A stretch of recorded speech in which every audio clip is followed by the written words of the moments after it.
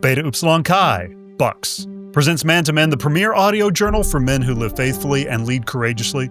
I'm Jared Musgrove, and today we welcome John Walter and David Hunt, both leading 2521 Entertainment, whose recent successes include the animated David and King of Kings films. They're here today to talk about those creative endeavors and much more. John and David, welcome to Man to Men. Thank you. Great being here. Thank you. Well, guys, share a little bit with the fellows who are listening in about your specific roles with 2521 and what you guys do. Okay, I'm David Hunt. I'm the co-founder with John Walter here of 2521 Entertainment and the Chief Content Officer. Cool. And I co-founded it with David. I'm mainly in the financing portion and the deals workflow. So it's not as interesting as what David does, but I still love doing it. Well, I loved having both of you guys on today, and just to share with you and our listeners, got to see the David film over the holiday break with my 11-year-old son. He loved it, and that's not just lip service. He really did I thought he would like it. He has been blasting the soundtrack nonstop. Oh, great. And I got to tell you, he told me the other day, Dad, I got bored in church because I didn't really understand the sermon. So I started reading 1 Samuel and I got to chapter 17.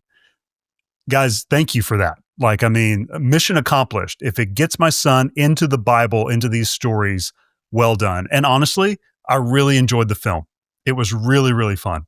Yeah, I think if you look back, so many boys, so many young men, Samuel and 2 Samuel are their favorite books in the Bible because the stories there are just phenomenal. And it's the Trojan War in the biblical times, right? It is an incredible time.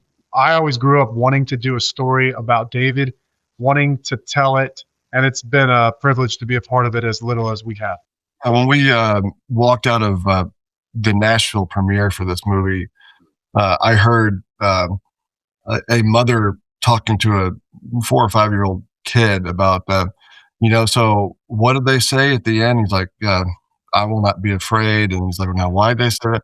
And that was just, for me, particularly, given our long haul to get to the point where we wanted to make movies that impacted culture and that gave families, something to hold on to together in terms of having an experience, but also being able to remember things about, about stories, about what they can teach us. Of course, Jesus taught 90% in stories. So stories are very powerful by design for human beings, and to see firsthand that kind of in the wild, something that we've been involved with, to start hearing people right when they walk out of theater, start to, have those conversations, as it says in the Bible, when you walk along the way and all of that. I was seeing that action. That was just very, very fun and very rewarding. So, gosh, well said. Well said. And honestly, a good segue into tracing back the beginnings of 2521 Entertainment. What was the original vision? You guys are co-founders, which is why I wanted to talk to you and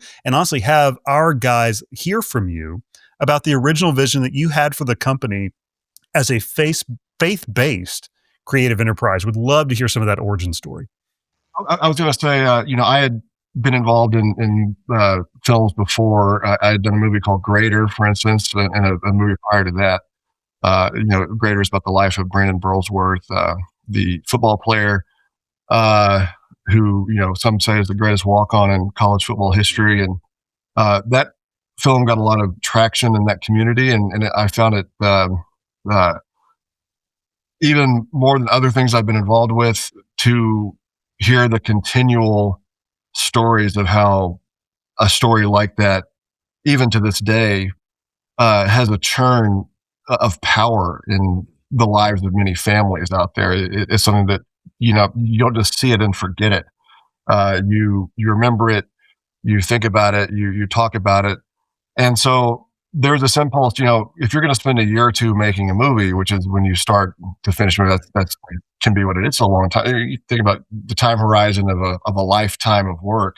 Yeah. What that is, maybe 30 or 40 years, depending on, your stamina or your, circumstances God gives you. And so a year or two is a long time. And I would much rather be involved in projects, and I know John Walter felt the same way, that, had the opportunity to be something that wasn't just a 2-hour light show that, yeah, there's nothing wrong with that.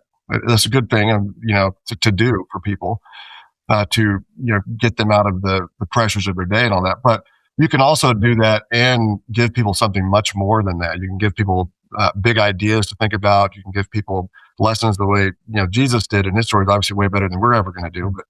But and so we wanted to be a force, as a brand that could offer that to people. So we're going to have movies that are just as entertaining as the blockbuster next door is the goal, but they're not just going to disappear from your mind when the credits roll. They're going to stay with you, like the best films do, like It's a Wonderful Life or Rocky, or all these movies that we all cherish.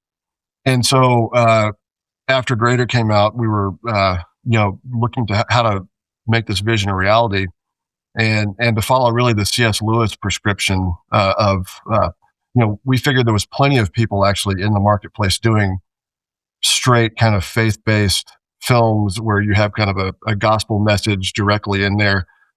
That's a good thing. There's nothing wrong with that. We know many of those guys who do that. I have known people that I'm quite sure are still married because they saw Fireproof, and I know that helped them. So there's great value there. We go to church. There's a phrase, preaching to the choir.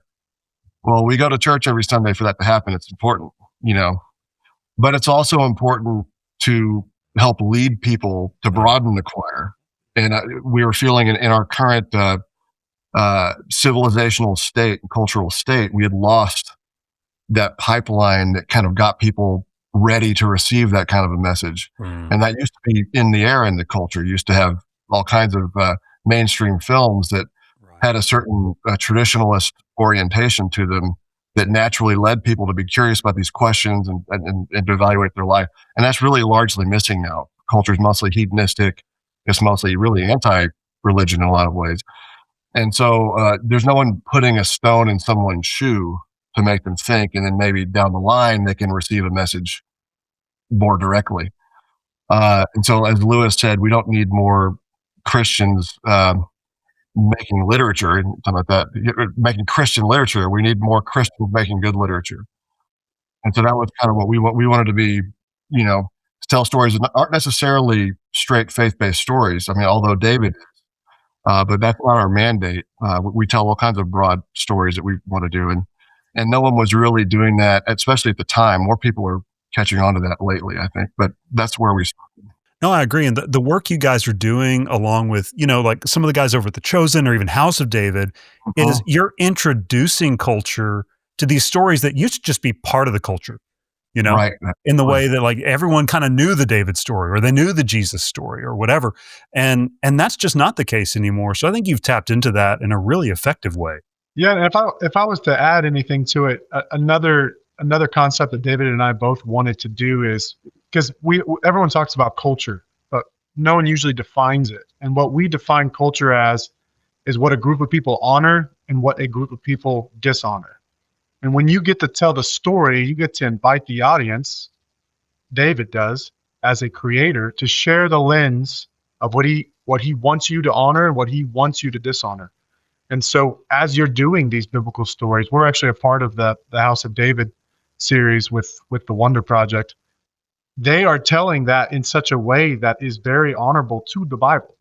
And they may take creative liberties on specific things, but there's nothing that's biblically inaccurate in their entire stance there, their entire storytelling. And so that's incredibly important that Christians are, or believers are, telling those types of stories, because we need to have what is honored be honored, and what is dishonored in terms of what Jesus's lens are to be dishonored. And that hasn't happened until really recently in the entertainment space, especially.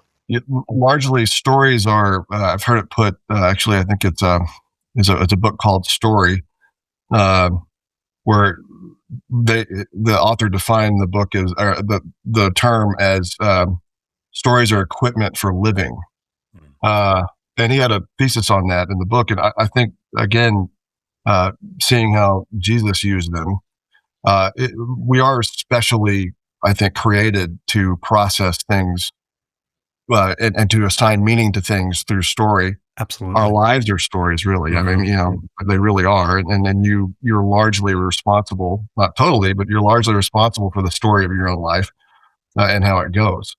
And so this is how we process things. And when the church or when Christians step out of the space, as we really did during the latter half of the 20th century, in a lot of ways, you're allowing people who do not have an accurate view of the world or have a hostile view, really, of humankind to establish for everyone else, again, as John Walter said, what is honored and what is dishonored in the culture, what is good and what is bad. They set the rules for that. They set the expectations. And that's how you go haywire in people's thoughts, as we saw in the last decade, in a lot of ways. That seems to be correcting somewhat now.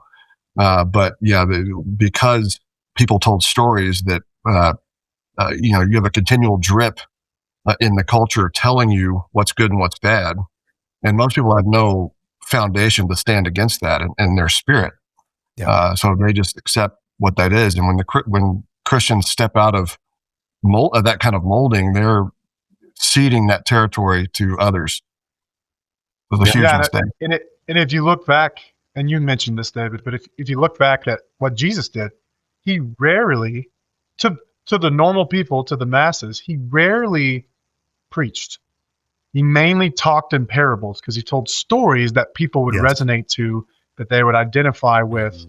And so that's now what we see ourselves as, is how can we tell stories that make people think? How can we tell stories that make people go, that's not exactly what I've always been thinking, or maybe this is something I remember back from my days with my parents, or whatever it is, right? That's what we're trying to accomplish.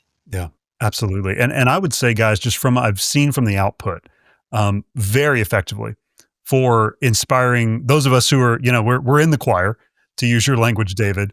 Where it's like, man, I recognize this story, but even things like your David film, even House of David, brings so much cultural insight and resonance. Is it would have been like this, or just even watching the film with my 11-year-old son gave me just a lot of insights. And we've talked about it over and over. There hadn't been a day gone by where we hadn't had some sort of David question. So again, mission accomplished. And John Walter, to what you said earlier, this is just a great story for men. So David, now in theaters, it's making quite an impact. It's been fun to see some of the impact that it's had just on my family, and even just see some of the numbers come in, box office wise.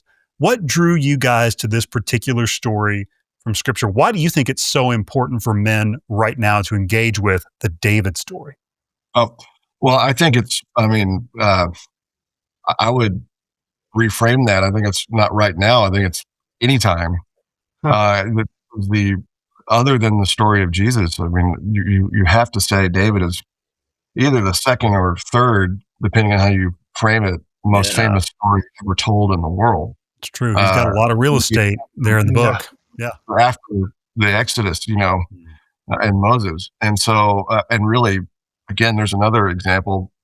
One reason the Exodus and Moses story is so culturally strong, even in our secularized culture today, is because of Cecil B. DeMille's The Ten Commandments, which is still, for decades, has aired and informed people about that story the way that hopefully David will do as well. And so this is a story that's maintained resonance for thousands of years for a reason, about a very interesting, very strong Israel's greatest king, but also, ultimately, and not something that we deal with in this film at this point in time, but ultimately a very flawed and human individual as well, which is another, check mark in the authenticity of the biblical narrative, because this is something that you don't see in the narratives of other, cultural experiences at ancient times, where people are so honest about the flaws of their greatest leaders, even installed in their scriptures. If you had a column in ancient times telling of a battle, your king went out and ultimately lost, you're going to wipe that away and say that he won, not even mention it, let alone get into the kind of foibles and things that David in his later life was involved with. But his earlier life sets up the contrast there so well. So you really need to understand, why that fall is so much bigger, I guess, for a character than just like a normal person, because this is an incredibly faithful, the guy who stood up to a giant when no one else would because of his faith, which is the most known story. But then beyond that, how he related to Saul, which I think Saul is an incredible character in this movie, particularly, which is for a kid's animated movie to have a character like Saul that's that complex. Mm-hmm. And that the filmmakers did such a great job with that. So there's so many lessons here about life, about even setting up future conversations you can have when people are older and are ready to have them. They start here. So I think this story. Yeah, and I think if you look at a man after God's own heart, like David said, we didn't necessarily come into what happens later on after he becomes king, right? Where he has those flaws, but it is such a vast comforting. Story. Yeah, it is comforting to know that a man after God's own heart has the flaws and the mistakes that he did. Flaws that most believers would probably be like, well, that's one you can't really be forgiven for, right? But it comes back to if we confess our sins, he is faithful and just to forgive us our sins and to cleanse us from unrighteousness. Mm-hmm. And that's how David's life is. So he has that humility, but he also has that courage. Yes. Where, yes, he did it in the face of Goliath, but he also does it throughout his whole life, right? He constantly is one that goes, regardless of the outcome, regardless of people being against me. Because remember, when Ziklag is taken, and you see this a little bit, when Ziklag is taken, his men want to stone him, right? His own men in the Bible. We don't talk about that necessarily in this film, but what do you do as a leader in this standpoint when, gosh, even your men are now saying, you don't know what you're doing. God must have made a mistake by anointing you. You're no better than Saul. They're not saying this, but you can kind of see that they are. Mm-hmm. What now do you do as David? Well, David goes, I'm still going to follow God regardless of the mistakes, regardless of what circumstances I'm in. Courage is not determined by the situations you're in. Courage is all throughout. So well said. Yeah, and that's the thing about the David story, right? I mean, you guys packed a lot in to, a family animated film, and I'd love to hear just some of the creative process. How did you balance being biblically faithful? As you've already said, you can't get all of it in there, and even in some places, you've got to be creative. At some places where just the Hebrew text is a bit laconic. It's not super descriptive. How do you balance being biblically faithful as a creative team, telling a compelling cinematic story that resonates with both church and potentially secular audiences? Yeah, I think what Phil like? Cunningham did in Sunrise, who was the creator of this, he kind of was the one that came up with the concept. The Lord gave him almost a vision 30 years ago. And 20 years ago, he actually started the process of figuring out how do I get this thing done. And then 10 years ago, actually started the production of it, right? So it's a long process. And, I tell this to people all the time. If you were to go word for word verbatim in the Bible, sometimes a verse from one verse to another is a 10-year gap. Yes. So there are times that you need to expand on it. Now, in our telling of it, with Phil's telling of it, there was a time whenever he's running from Saul, and it's only a few minutes that he's really running from Saul. Well, that was 20 years in the Bible, right? So how do you compile those things together was definitely a challenge for Phil to say, what is this story about? Well, this story is about who is our shepherd. The Lord is my shepherd. Again, regardless of the circumstances I'm in, he's going to lead me how he's going to lead me. It's not up to me to decide the outcomes. It's up to me to decide what to do while in those situations, right? That's a big theme throughout it. And then there's a big theme of the courage that I already talked about. Actually, David, why don't you speak about the one scene that you like the most in the Goliath scene specifically? Yeah, I mean, if it's okay to, not that people don't know what happens. Oh, fair enough. Yeah, based on a bestseller, right? We've all. Yeah. I guess a lot of people probably have seen the movie, but it's certainly, there was that's a real grace note I felt in what Phil Cunningham at Sunrise did during that scene was you've seen the movie, so you remember when You David don't have to give faced, any spoilers, but you can kind of like, yeah, like I mean, well, I mean, I can't spoil. Goliath is killed by David. I mean, everybody knows this. everyone knows that. So it's just this is the kind of artistry that is put to brought to bear in this film, which is not so common, unfortunately, in so many movies that have told this story and others like it. Uh, which is there's that shot of Goliath realizing that David is invoking his God, as we know, to come to his aid to help defeat Goliath. And Goliath, laughs at this and then starts raging at God. Oh, now I get to fight a God. It's not about fighting a boy anymore, fighting a God. I can get behind that. And we see this huge behemoth with this really powerful, deep, frightening voice. Honestly, scares me even in theater, and just raging and it's scary, But then in the same shot, we pull back kind of a God's eye point of view. Mm-hmm. And the further we go back, even though Goliath has not changed, he's still the same giant with the deep voice raging at God. The perspective changes. And as it does, what was frightening and terrible up close becomes weak and almost comical the further we go back. Same thing, same person. And so things like that, where you see how a change in perspective merely can make something seem so different, and to God, what we all seem like, to God, how Goliath is less than nothing in terms of a force to be reckoned with. And the comfort that can come from that, from someone where God is on my side, no matter what happens to me in this temporal moment, it's totally, from the perspective of God, totally nothing. And you can always rely on that. And that kind of gives you a feeling of David's source of strength. He understood at that time in his life that perspective really well. Nothing this thing can do to me really matters. So.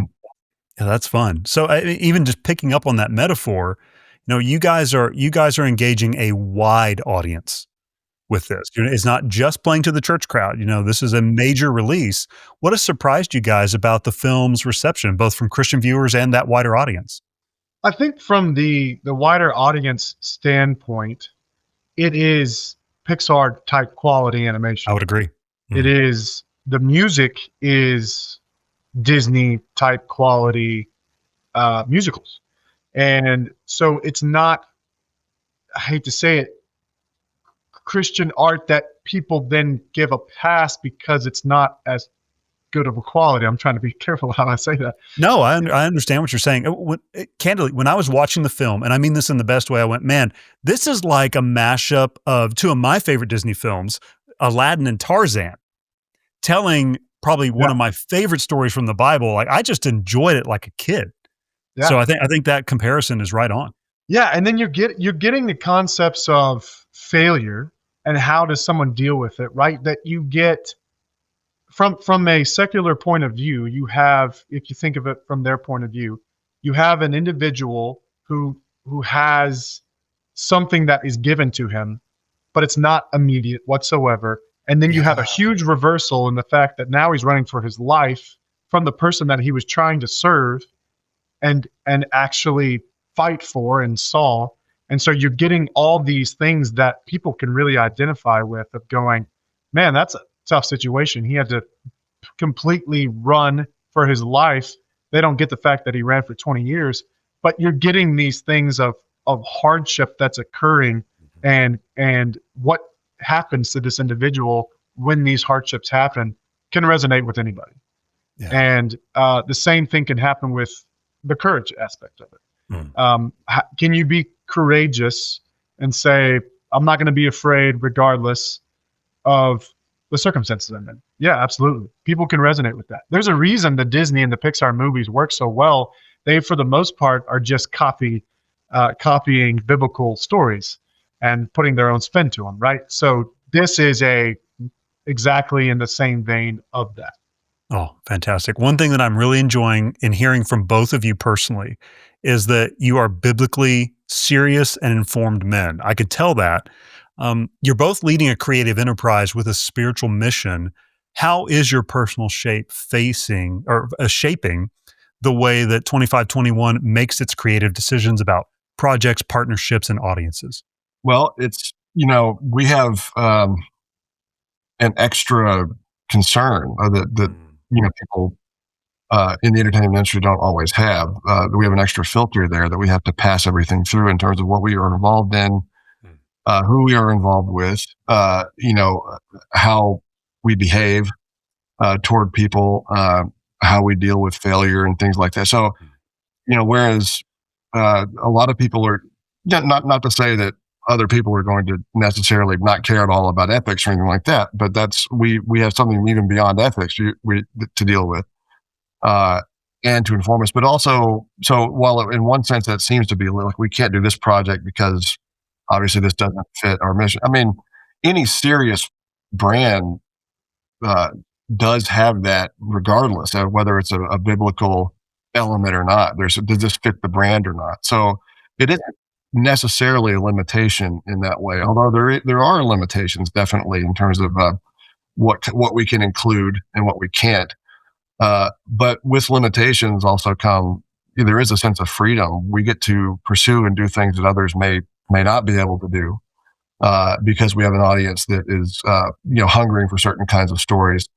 So yeah, our personal convictions definitely shape how we approach business, how we approach each other as a team, which has honestly been one of the best things, in terms of my experience, is the people we work with.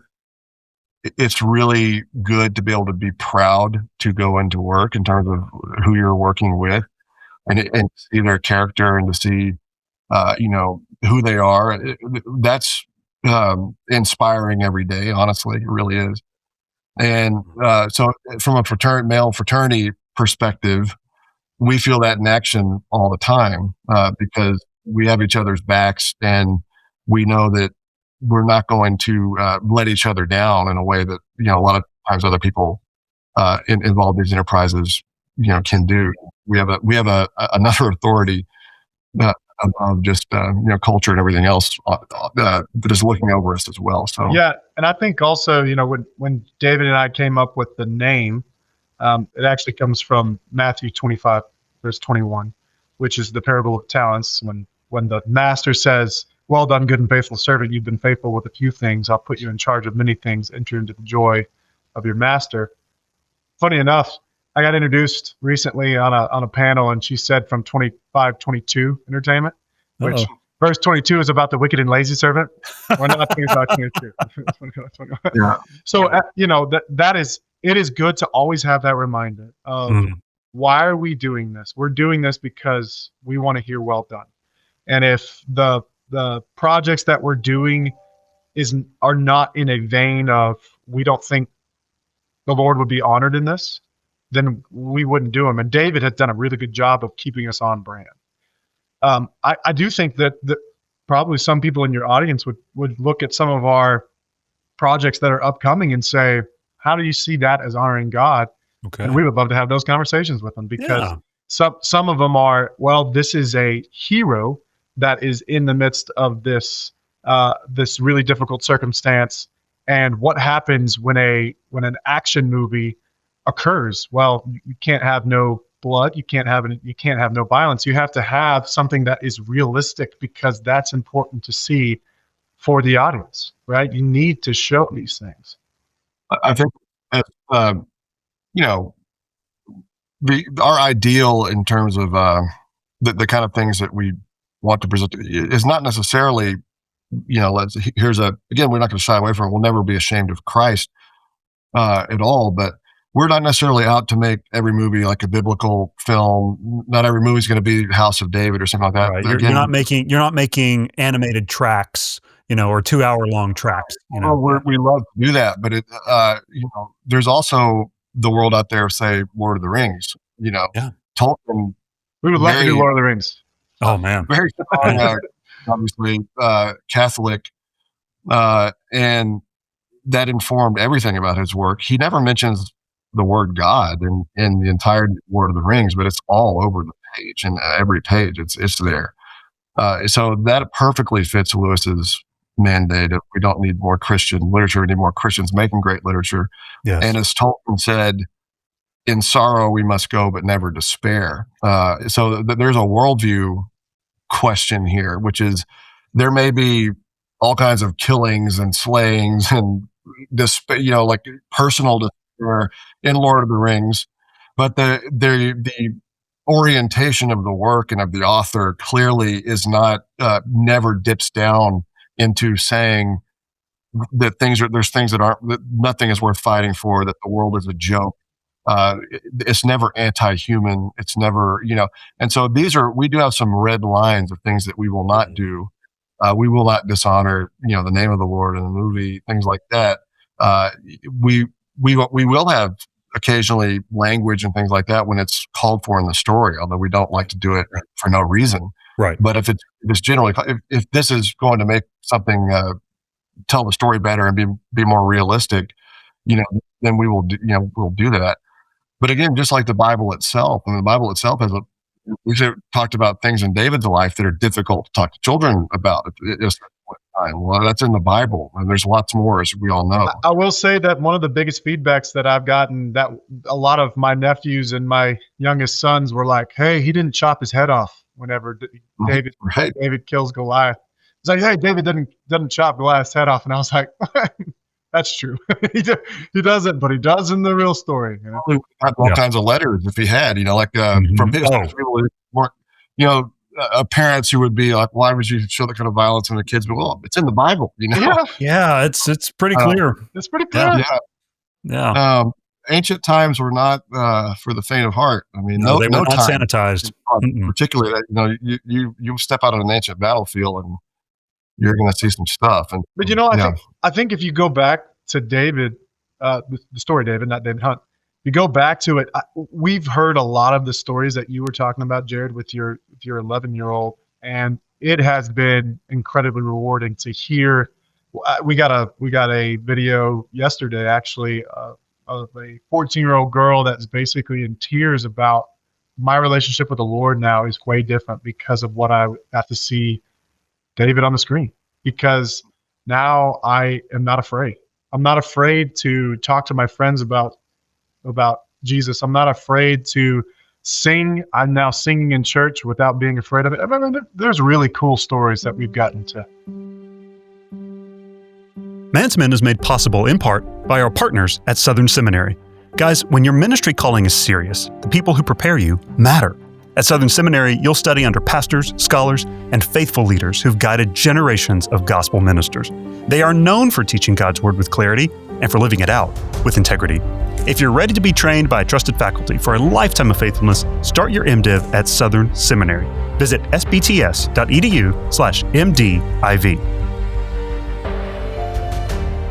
So fun. That's the power of art and imagination. You guys are engaging that. I do want to bookmark because you talked about future projects. I've got that question coming up, so you can just kind of mentally prepare for that. But one other thing you mentioned, David, is something I'd love for the guys to listen to, because your audience that you guys are speaking to right now spans young men who are in college, who are preparing to go out and lead in multiple fields, just across the nation, and you've got adult men who are in the middle of their careers. Some of them, a couple of them I know who are listeners, who are CEOs themselves. So I'd love to circle back around on that thing that you said about cultural leadership, just within 25-21. What have been some of the biggest lessons you've learned about leadership and leading as courageous Christian leaders in an entertainment industry, and even forming that culture amongst what is a burgeoning entertainment enterprise?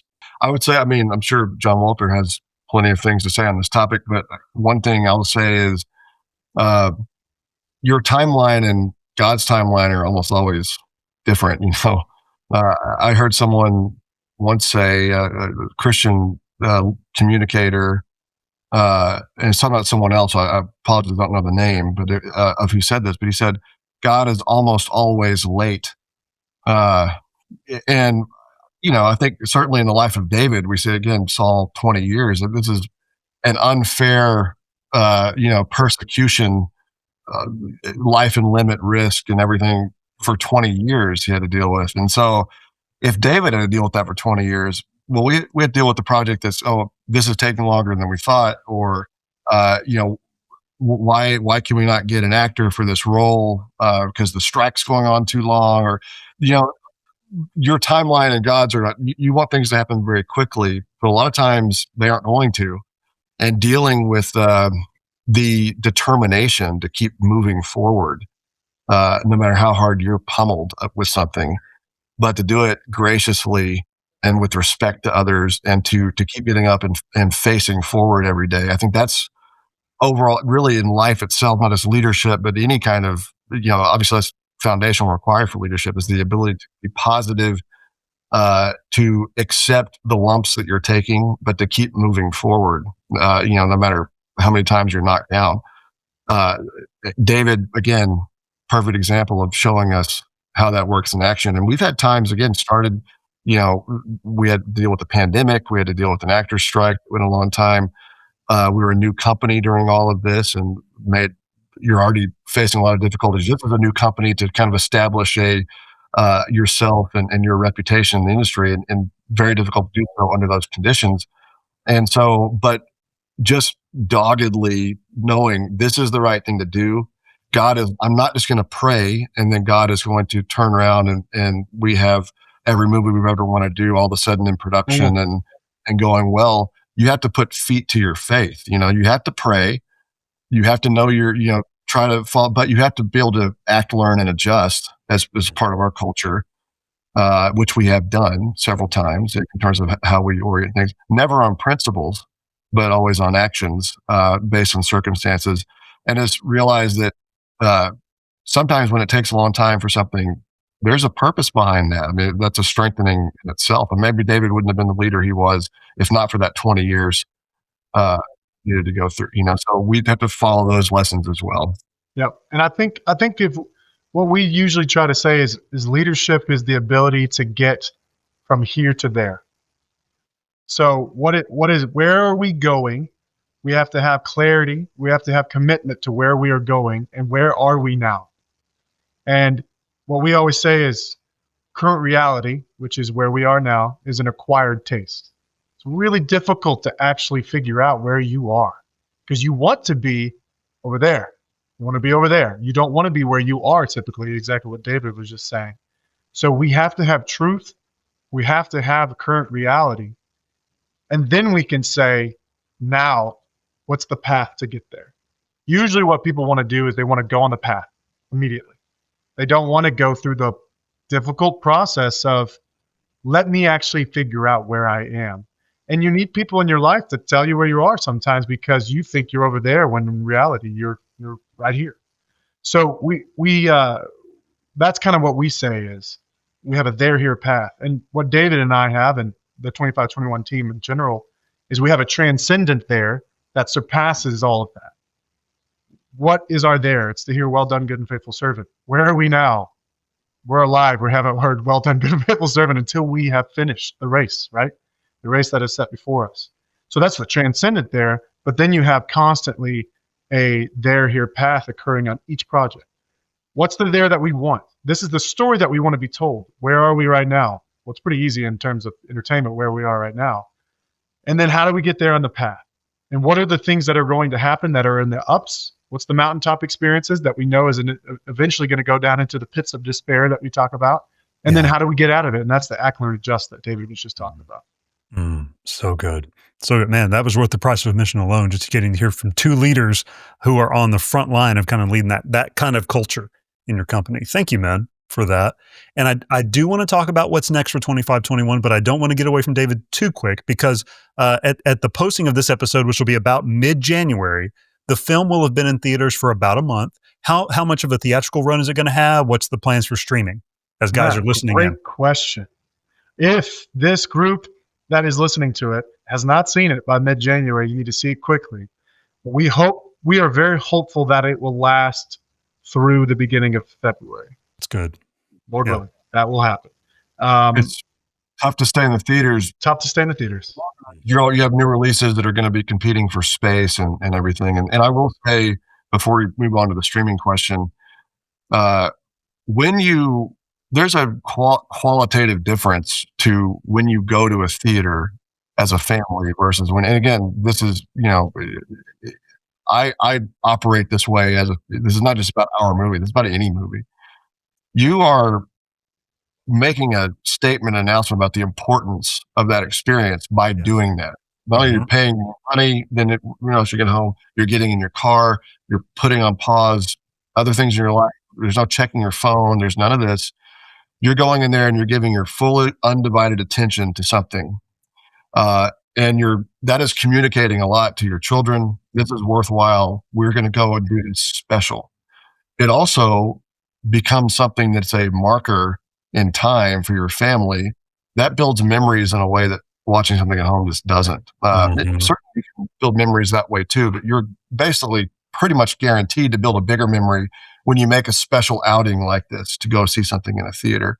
And I've had many of those myself, where I remember where I was, who I was with, times with my family, particularly my father, who recently passed away, when we went to movies together. I hold on to those times. If I remember we had watched this certain movie at home, it would have just kind of been chewed up in the daily churn of everything else that day. But when you go to a theater, you're building a lifetime memory. So it's important, like, what am I building a memory with? Is it a movie like David? That's really important. So I do think if you have children, not that you need to have children to go see this movie at all, but is it that way for yourself as well. But if you do have a family, you're going to seal this experience in the life of your family and your child, even when they're older, in a way that you probably won't have the same opportunity just to see it on streaming or something like that. So I think that's important. Yeah, no, I mean, yes, as one dad to a couple of others and a lot of others who are listening, I would completely agree with that. And secondarily, I hope some of the bigger studios right now are listening to you about the theatrical experience. Man, what a conversation to be having right now in this moment. Yeah, indeed. Yeah, and in terms of the streaming, it's going to depend, honestly, on how well the movie continues to do in the theaters. And it'll be a conversation with several of the big guys to see if they want to do a first window option with us. And we'll see kind of what happens with that. It will be on Angel, on their platform. They have an incredible library. They're developing even more. And so if you aren't an Angel Guild, I would recommend becoming an Angel Guild Guild member, because this project amongst the series 1 of Young David is on the Angel platform, because we're going to continue to do seasons of Young David. Oh, cool. That is more in the vein of Bluey from a longevity in terms of the episodes, their lengths, than the David movie is. So you only are looking at 10 minutes per episode. And we'll continue in this universe because there's so many stories we can tell about David whenever he's young, including when he's a poet, a king, shepherd, a warrior, however it is. Yes. I love the classifications you guys have given the Young David series so far. Encouraging to hear that that's going to continue. So what else? What is coming up with 2521's work that you can tease for the guys? Well, yeah. So there's lots of things, actually. We're involved in many exciting projects. One of the things I'm most excited about this year is Young Washington. Yes. We're involved with, again, particularly for the 250th anniversary of our nation, our great nation. And it's always been a passion of ours. In fact, one thing we wanted to do from the beginning was to reignite people's love of their country. We seem to have lost a lot of historical memory about where we are and how we can live the way we do, not only with the material wealth we have, the freedom we have, the ability to say, I don't like the president or whatever, or, I don't like Speaker of the House or whoever it is. All of this is traced back to, the founding experience of this country. And this was something that for a very long time in the country was a very well known, kind of set of circumstances. Everyone knew, people knew the Declaration of Independence, what it said in the preamble of the Constitution. They knew, a lot of times the Gettysburg Address and all. Now, this kind of institutional memory of this country has started to dissipate quite a bit. And when you lose your memory as a country, it's like a person losing their memory. They kind of they lose many of the qualities of who they are as a person and what they are. And so you aren't a country anymore. You're people and are just fighting over daily political squabbles instead of having that identity. And so not only is there that reason to, but also the stories are great. I mean, this is we fought the greatest army on earth. A bunch of farmer kind of assembled militia here in this war, and we birthed a country built on ideas. It was the first one ever in the history of the world, not built on just kind of one leader taking over from another or something like that. A set of ideas that we made sure we found, and not always lived up to them by any stretch. But our country is the history of striving to, since we set up a group of ideas at the initial founding, we have made it a condition where we have to live up to those, things, and we progressively done that better and better. So I'm hugely passionate. I know John Walter is as well. Yeah, and I think if one thing on that, I think what we're going to be able to tell in that story is the aspect of self-governance, that our country was founded on self-governance principles. If you go back to there was a captain in the Revolutionary War named Levi Preston, and in the Lexington, someone went and interviewed him and asked him, why did you decide to fight? And he basically said, we always had governed ourselves and we always meant to, and they didn't mean that we should. So that was what it is. And so us being able to tell this story, I think, is incredibly important for all Americans to realize self-governance is what is so unique about the United States. Yeah. Mm-hmm. Yeah. Sorry, keep going, Dan. No. Yeah. So that's a big one, Young Washington. And again, that'll be July 4th, by the way, July 4th. Fantastic and fitting. Yes. Fitting. Yeah. Looking forward to that one. Yeah. There's a father of our country, but there's a reason, I think it was George III, who when was told that Washington was going to step down because there was a time a lot of people in this country tried to make him the king as soon as we won the Revolutionary War, and basically anybody else in history probably would have accepted that, especially of a man of his talents and institutional esteem. They tried to make, and he refused. And George III, when told he was going to step down as the first president after 2 terms, which he's, for the longest time, we didn't have a 2-term limit, as Roosevelt blew past later on. Yep. But it was just a convention established by Washington. You don't serve more than 2 terms, so people would leave, and that we didn't actually make an amendment to that point until after Roosevelt to kind of solidify that after he went beyond that. But George III said, if he actually does step down, he'll be the greatest man that ever lived. Yeah. Now that's hyperbole, but it's not really tremendous hyperbole. He understood power and so this the is allure. The story of the young, again, just like with David, we're telling we like young people. We're telling a formative time in his life and in this nation's history. And of course, there's a lot more stories to tell. So Young Washington's one I'm very excited about. We have, I don't know how much we're into Domino, but maybe tease the fact we have a documentary about we can't really say much about it this time. Not yet. I hear you. It's a very large geopolitical event, and we interview and have part of the documentary heads of state and very important people that were involved in this event, which is incredibly exciting, and I think everyone's going to have a great time learning more about something they've all heard about. Very cool. It's coming out probably this year at some point. We have a film called Runner with Owen Wilson and Alan Ritchson. There's an action film coming out about a person who has a very rare uh, organ that needs to be transplanted to, the world have, and then he's trying to get it to a little girl in the hospital for transplanted, but bad guys also want the organ for their own reasons, and so they're having to deal with this as they're trying to get it there. And very exciting, film. You want to take over this list? I think I love that this list just keeps growing. This is fun. I can fly through the other ones real quick. We have one that probably will be coming out in the next 2 or 3 months. Angel's going to distribute it. It's about the Reykjavik summit of Reagan and Gorbachev in 1986. Them deciding to not end the world through nuclear war. We're excited about that one.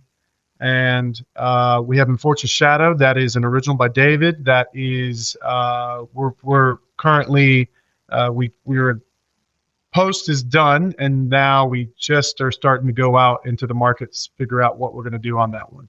It's about modern day Arthurian knights in a modern context. So a lot of things are about, again, relationships between men and honor and things like that. Fun concept. Action movie. Yeah, that's fun. Well, if you guys got a couple more minutes, I'd love to. We try and end every episode with a segment I call Everywhere, Every Day. And it's really just leaning into some of my curiosity about just where our guests are coming from, how they live and move and be.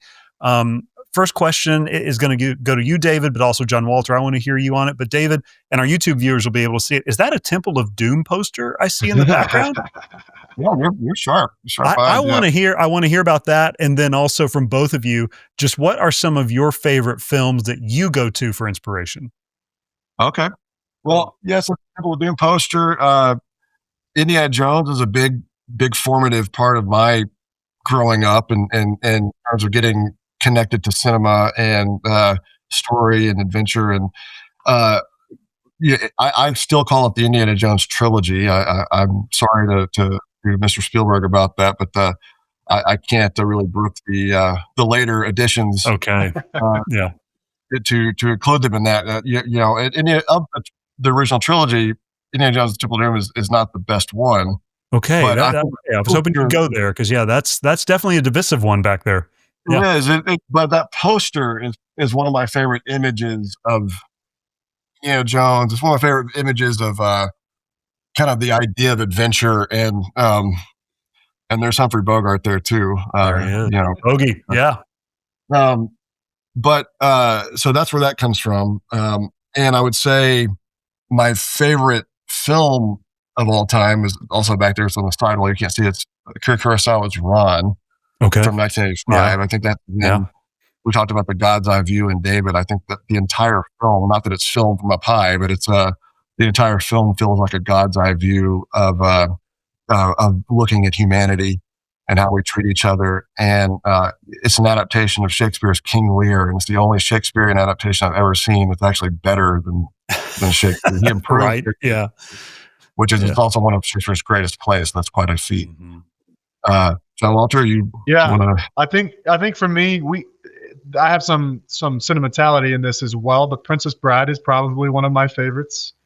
We used to watch this as a family, and which is a funny one to watch. I'm the youngest of 6, and so there's 4 boys and 2 girls, and for some reason, all of us, really the boys more than the girls, which is funny because I don't think that was the initial intention of Princess Bride. Watched it. I could quote every single line in that movie for you. It's just, of course, yeah. It's an incredible film. And then I grew up on Lord of the Rings, actually, and so not watching it because I was a little old. I was about 13 when it came out, but reading it. It was one of the first ones that got me into the love of reading was J.R.R. Tolkien, and so I kind of nerded out on those books, and still watch. I say whenever the Christmas comes around, I'm like, well, Lord of the Rings is the best Christmas movie. So. That's fair. Yeah, that's really fair. You're not the first I've heard to make that argument at all. Actually, the death of Sauron takes place. The destruction of the ring takes place on March 25th, which traditionally, not that they Tolkien thought this was the actual, but it's the long-term traditional date of when Jesus was supposed to have been born and crucified in kind of the traditional idea. So again, there's I didn't know that. yeah, it's part of. In fact, in Fortune's Shadow, I initially started the story on March 25th for that reason. But there it is again, where Tolkien, again, he's not mentioning Nordic, but it's everywhere in the story. Yeah. No, that's fun. Well, will you guys let me know what is a favorite story in the Bible that you go back to, that you're just saying like, man, it's a rough day, or I just need to be reminded of something? What is a story or stories that you tend to gravitate back toward in the sacred text? So there's two for me, I'd say, in terms of one to answer to go back to is either Matthew 25:21 or 1 Corinthians 9:24. When Paul is talking to the Corinthians and saying, basically, you all know this story of, or you all know this race that everyone's wanting to compete for the prize. And he's saying, because everyone at that time in the Greek world understood what that meant. It was in a grueling period of a year that they had to go through this incredible training to get a laurel, to get no taxes forever, which is great. But it was not that significant of a reward for the amount of work that they did. But yet everyone did it, and everyone understood the importance of it. And that's what Paul is always saying: run in such a way that you may obtain. They're doing it for a perishable crown, but we're doing it for an imperishable crown. So do that. Have that mentality every single day and every single moment. So that's one of them. And honestly, the second one is in the Old Testament, and it's 2 Samuel, because I love the story of David's mighty men. And it's something that John Irwin's going to do eventually in the House of David series. Those guys are awesome. And they, you got especially the top three guys. You have one of them that defeats 800 men in one setting, and his sword has to be pried away from his hand and ripped out. The skin is ripped off. Man, that's awesome, right? There's certain things in the Bible that are just incredible that you go, how has no one just made this into a movie, into a series? Right. So we're excited to do that. Oh, that's fun. No, I can see John seeding that already. Big House of David fan over here. Yeah. David, how about you, man? What are stories in the text that you'd go back to? I was going to say what you said in the New Testament, so I won't say that again. But I will go to. You can double up. Yeah. I'll go to the, which again in 2 Timothy, the line about finishing the race and all that. That's, it's trying to keep that at the front. Life is an incredible adventure, really. To not lose sight of that. It's very easy to get involved in the day to day, making a living. You're tired. You're kind of you're going through things you have to, and it's just about getting through a day a lot of times, but it's really important not to lose sight of the fact that we're dropped in with no, we kind of wake up and we're in the middle of this incredible world, which we're still learning about, incredible universe, full of consequence and moral choice and friends and enemies and spiritual and in the flesh, and including yourself, which is often the biggest enemy. And so if you want to phrase it and couch it in terms of a game, it is the ultimate game. I mean, there's no game better, but we're also given a choice to make this game, while it's still literally eternally consequential. That every choice you make has eternal consequences to it. And every person you meet is not just some person, but they're an eternal being. That every interaction you have with them is going to, in some way last forever because of the effects of that, which is mind blowing. But at the same time, we're given this choice that you're part of the game. You can be totally secure in how you play it. You don't have to worry about anything necessarily. You want to play it to your best, and again, we are talking about stakes that are couldn't be higher, but at the same time, you're offered, it's okay, play at your best, but you're going to fail. You're going to have times of struggle. You're going to have all kinds of difficulties in your life, but don't worry about the difficulties. Just play the game the best you can. And as far as the Old Testament, the story is difficult to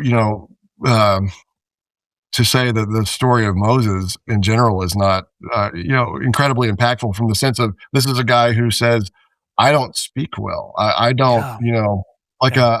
but okay, I'm going to go stand in front of Pharaoh over and over and over, and so, and have to lead these people who don't often want to be led by me.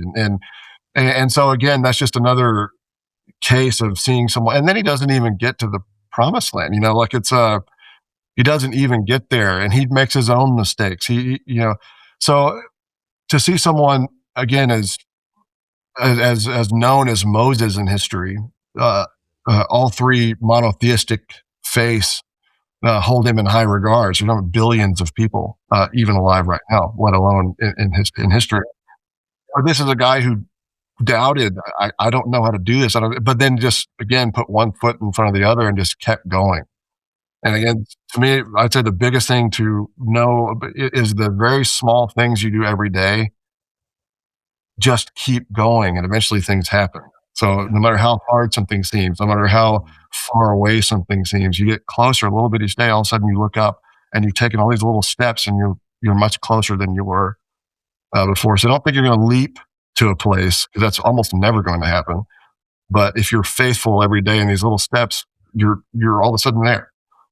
And so don't worry about the result. Really, you can't. So we want to change. We may not change anything right now. I mean, we are changing things in ways that we don't understand. We may change things in ways that may only be apparent hundreds of years from now in another country or something like that. We can't know these things. So, but we can't really worry about them. God's going to work all of that out, and we have to only worry about the part we're playing as best we can and how we deal with other people. And, eventually we'll see where we fit in the scheme of things.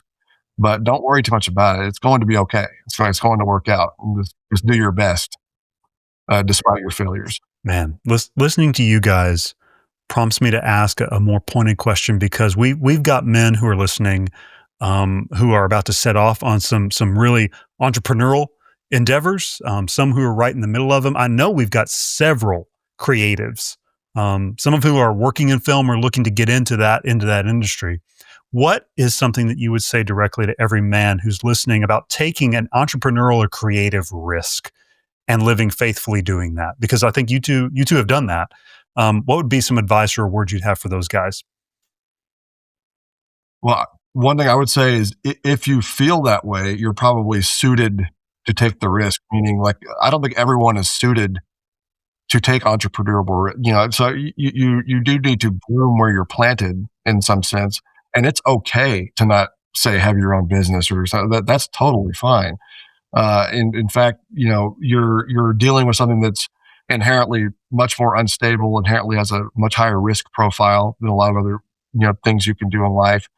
And it may not be for you to deal constantly with that level of risk and uncertainty in your life that may take away from things you may be really good at that you could do if you didn't have to worry so much about that part of your life. So that's not to throw cold water or discourage that's someone. Balanced. Yeah. But do say that, we do need to be careful that we don't hold up entrepreneurism as a thing, as somehow a greater calling than many other callings that people have in their lives. Whether it be, I'm going to teach English to kids, in an English school. It's not my school or something, but I'm a great teacher. And that's, these kind of callings, or going into, say, the missionary field, or, I'm going to build the best house for somebody, that they've, when they live in that house, it's going to be solid and well built. And I'm not going to cut corners. I'm not going to get tired today and not quite do this wall correctly, or, something like that. All these little things, being faithful, as John Walter, your dad, once said, you waking up in the middle of the night when your child's crying and taking responsibility, not rolling over, going back to bed and letting someone else deal with it. It's your turn, or what have you. These little things that you may never even, that no one else may know but you, but someone else does know. God knows every little thing you do. And so, when you talk about entrepreneurism in general, I do want to say that's not for everyone. Now, if it is for you and you are thinking, I'm going to go out again, the biggest thing I could say is be prepared that your timeline and God's will be different. Probably. You may be an overnight success, but it hardly ever happens. And then if it does happen, you're going to have other things you deal with. And so failure is part of your journey, and you learn the best lessons through failure. And that's the best thing that can happen to you if you take it the right way. If you take it the wrong way, it'll break you. If you take it the right way, it'll strengthen you. So embrace failure and learn from it. Act, learn, and adjust.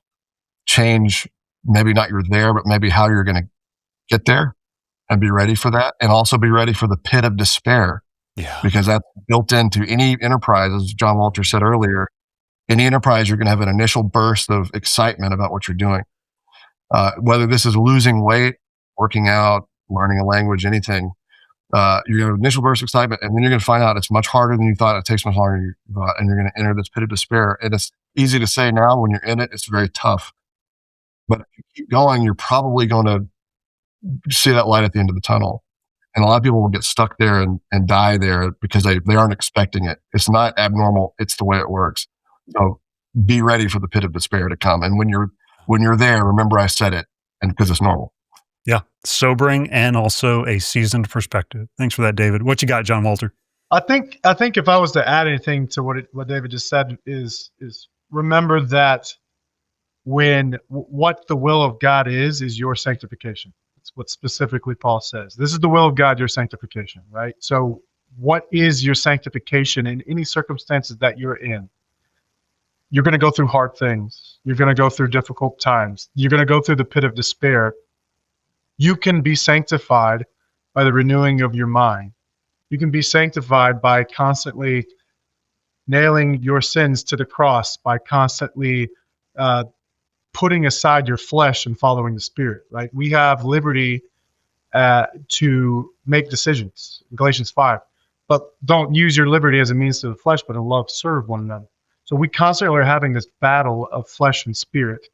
And every single choice we make, we're either following the flesh or we're following the Spirit.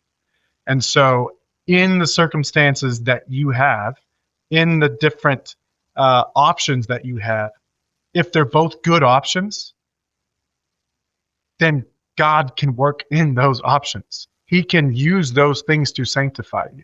Yeah. But you can't give up. You can't lose heart, because you know it's either going to get better in it, but it's maybe in God's timing, like David was saying, or you're going to get better in the next couple years, months, days. It's not in your timing, though, is the big thing. Everything, the only things you can control, really, we always talk about this. There's only 3 things you can control: your action, your perspective, and your choices. Your action, your perspective, and your choices. Or excuse me, your action, your perspective, and who you trust, because your action and your choices are the same. So your action, your perspective, and who you trust. Those are really the only 3 things you can control. So if you have in mind, I want to be an entrepreneur, then you need to trust the Lord that I need to put everything I can into this and trust that the Lord is going to do what he needs to do, right? It's maybe not going to be in your timing, though. It's going to be difficult. It's going to be trial. It's going to go through difficult times, but you can be sanctified through those experiences. And it's difficult, keep in mind, to be sanctified any other way.